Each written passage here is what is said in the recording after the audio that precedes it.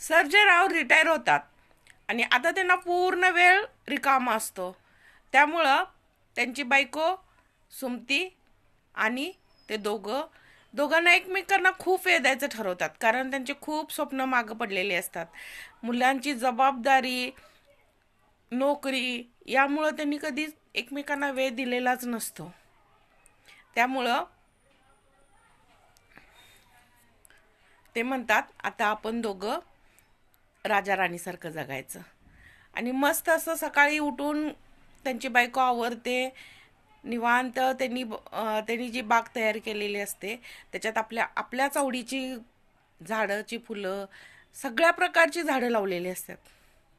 आणि तिथे एक मस्त असा झोपाळा बांधलेला असतो. मग ही दोघं त्या सकाळी मस्त आवरून चहा वगैरे घ्यायला झोपाळ्यावर जातात. मग घरात सूनबाई आणि मुलगा दोघांना पण हे बघून खूप आश्चर्य वाटते. दोघं पण चर्चा करतात, आजूबाजूचे लोक पण आता चर्चा करायला लागतात. कसं असतं ना, लोकांना, आजूबाजूच्या लोकांना, घरच्यांना एखादी व्यक्ती आनंदित राहत असेल, स्वतःसाठी काहीतरी म्हणजे वेळ देत असेल, स्वतःच्या मर्जीप्रमाणे वागत असेल, तर ते खटकतं बरं का. आणि असंच काही होतं, सगळ्यांच्या डोळ्यात हे खटकतं. बायको तावातावानं नवऱ्याला म्हणते, सून तावातावानं आपल्या नवऱ्याला म्हणते, काय हे तुमचे आई वडील, जरा तर काही शरम लाज आहे का? सगळं काय विकून खाल्ल्यात काय, बघा लाज शरम. असं म्हातारपणी कोण असं सारखं म्हणजे एकत्र बसते हो? ह्या काय मस्त आवरून गजरा घालून वगैरे, काय गरज काय आहे असलं? हे थेर ह्या वयात शोभतात का ह्यांना? इथं तरुण मुलं, सुना सगळी आहेत आणि ह्यांना हे असले थेर सुचतात, असं सून पण म्हणायला लागते. शेजारी पाजारी सगळे आमच्या तोंडात शेण घालायला लागलेत आणि ह्यांना असली थेरं सुचतात. मग मुलगा म्हणतो, ठीक आहे, बरं झालं तू मला आठवण केलीस. आपण एक काम करूया, ती जी मोकळी जागा आहे का नाही बागेची, त्या जागेत आहे का नाही आपण काहीतरी पर्याय शोधूया. म्हणजे नाही ती जागा राहणार आहे, नाही हे दोघं बसणार आहेत. आणि त्यांना एक त्यांनी नाव देऊन टाकलेलं असतं, लव्ह बर्ड्स. मस्त असं दोघांना एकमेकांना जर वेळ द्यायचं म्हटलं तर ह्यांना, मुलाला प्रॉब्लेम, सुनाला प्रॉब्लेम. सुनाला वाटते आमची मुलं बघून काय म्हणतील. काय म्हणणार आहे तुमची मुलं? आयुष्यभर त्यांनी एकमेकासाठी वेळ दिलेला नसतो. साध्या साध्या गोष्टीसाठी ते म्हणजे वाट बघत राहिलेले असतात. चहा पिणं एकत्र त्यांना जमलं नव्हतं कधी. मग आता ह्या वयात जरी त्यांनी स्वतःसाठी वेळ दिला, एकत्र चहा घेतला, कुठं बिघडणार आहे? पण नाही, ह्यांना ते त्यांचं सुख हिसकावून घ्यायचं असतं. मुलांना आणि सुनेला ते पण बघवत नाही.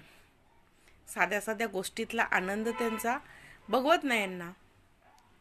मग मुलगा वडिलांजवळ जातो आणि वडिलांना म्हणतो, पप्पा मला ना एक मोठी गाडी घ्यायची आहे. मग वडील म्हणतात, आपल्याकडे गाडी एक आहे आणि माझ्या मते आता आपण म्हणजे इतके पण मोठं कुटुंब नाही आहे की दोन दोन गाड्या पाहिजेत. मग तो म्हणतो, नाही मला एक मोठी गाडी घ्यायची आहे. मग वडील विचारतात की लावायला आपल्याकडे जागा कुठे आहे? मग ते म्हणतात, आहे ना, ती जी बागेची जागा आहे ना, ती तिथं साफसफाई करून आपण तिथं लावू शकतो. वडिलांना लगेच मुलाचा डाव कळतो. लक्षात येतं त्यांच्या की हा हे आपल्या म्हणजे आपला वेळ हिसकावून घेण्यासाठी, आपलं सुख हिसकावून घेण्यासाठी एक डाव रचला गेलाय. मग वडील म्हणतात,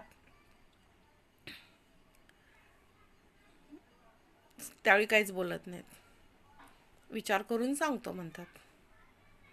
मग दुसऱ्या दिवशी सकाळी लवकर उठतात. मग बायको म्हणते, तुम्ही काय विचार केलाय? बायकोला म्हणतात, अजिबात तू टेन्शन घेऊ नकोस, मी योग्य तोच निर्णय घेईन. तो अजिबात टेन्शन घ्यायचं नाही. मग सकाळी लवकर उठतात आणि एक पाटी तयार करतात. त्याच्यावरती जाग भाड्यानं देणे आहे असं लिहितात. मुलगा बघतो आणि परत वडिलांना जाब विचारायला जातो, हे काय तुम्ही का असं का लिहिलंय आणि आम्ही कुठं जाणार, आपल्याकडे केवढं घर हा मोठं आहे पण त्याच्यात आम्ही राहतोय ना. मग वडील म्हणतात, हे घर आमच्या वयाच्या माणसाला मी भाड्यानं देणार आणि तुम्हाला आमची लाज वाटते ना, आमच्या बसण्याच्या उठण्याच्या प्रत्येक गोष्टीवर तुमचं ऑब्जेक्शन आहे ना, तर तुम्ही तुमचं वेगळं राहू शकता. आतापर्यंत तुला मी मोठं करून नोकरी लावली, आता तू तुझं बघू शकतोस, तुझं आणि मुलांचं तू बघू शकतोस, कारण तुम्हाला तर आमची अडचण झाली. आम्ही आता ह्या वयात जर एकमेकांना वेळ दिला तर तो तुम्हाला बघवत नाही. मग आमच्यासारखंच दुसरं कुटुंब असेल तर त्यांना आमच्याविषयी काही ऑब्जेक्शन नसेल आणि त्यातून आम्हाला 4 पैसे वापरायला मिळतील. ते भाडं देतील ना, त्यातून नक्कीच आम्हाला 4 पैसे मिळतील. त्यामुळं आम्ही ही जी तुम्ही वापरताय ती जागा भाड्यानं देणार आहे. तुम्ही तुमची सोय करा आता कुठं करायचं ते, आणि तुम्हाला 1 महिन्याची मी मुदत देतोय.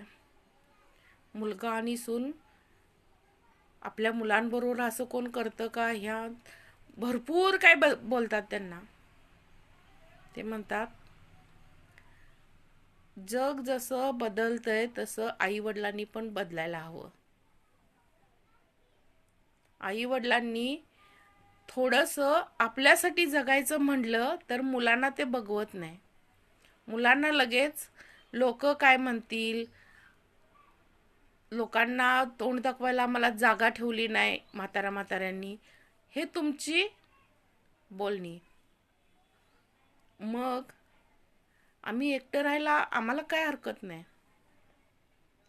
हे टोमणे ऐकण्यापेक्षा मला एकटं राहिलेलं परवडेल असं म्हणून ते मुलग्याला म्हणतात, मी याच्यावरती काहीच करू शकत नाही.